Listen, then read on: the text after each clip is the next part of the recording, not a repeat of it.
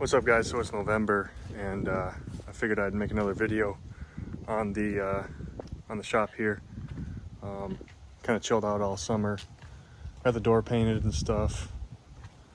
Got some electrical and stuff done. But here's the current status of the shop. And this is how I'm going to be finishing it off. It's a 30 by 40, and I didn't want to heat the entire space, so I'm just heating my workshop here. Titan lift, brand new, just installed that last week.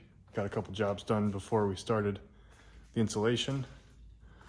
But here's how we're gonna do it. We're gonna do some sort of blow-in on the roof there.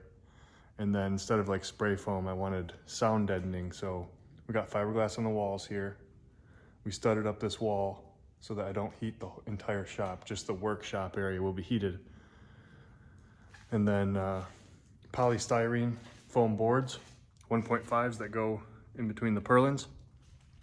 And then we'll stud out the wall in front of that with fiberglass bats. And then we got an access door over here, which obviously will be an insulated door, which goes over to the other side of the shop here, which will be cold storage. It's just full of junk right now.